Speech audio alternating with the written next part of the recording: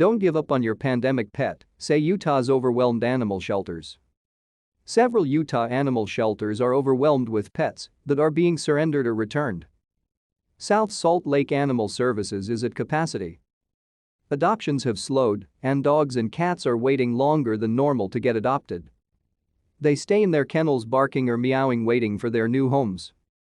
These returns are pandemic-related according to Kevin Hansen, Animal Control Officer for South Salt Lake Animal Services.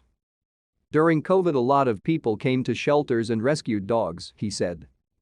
And now everybody's going back to work. Timing and care for dogs are lacking.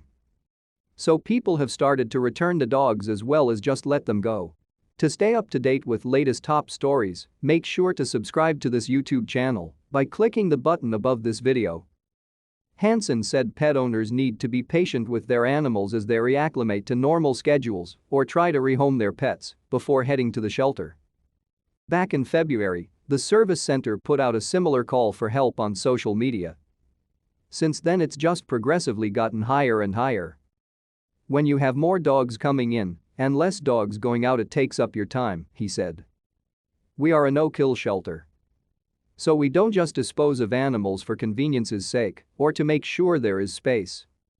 We keep trying different rescues, reaching out in different ways to have people come in and be able to adopt or rescue our dogs.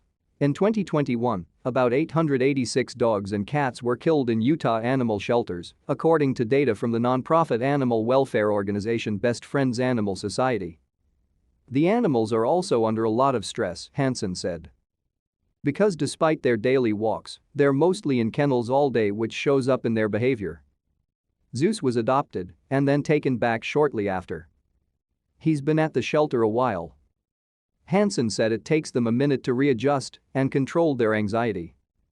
You can see the sadness when they walk back in after only being gone for a week, and they just really don't want to be back here, and they don't really understand it when they do, he said. Especially when someone adopts a dog out and it doesn't have time to decompress at a new home, and then the person wants to bring it back within a week because the dog has separation anxiety or has another outburst, he said. The fact is that it doesn't really understand its surroundings and what's going on with it. There are things pet owners can do before they surrender an animal, said Tema Martin, Public Relations Manager for Best Friends Animal Society.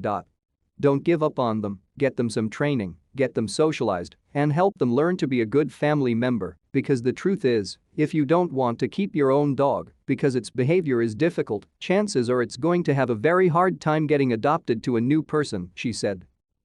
South Salt Lake Animal Services is actively reaching out to the community on social media to get the word out about their adoption services, Hansen said. There is a wide range of dogs in the shelter that are ready to head to meet their new family. Other organizations like the Utah Humane Society have lowered their adoption rates to help get animals into homes.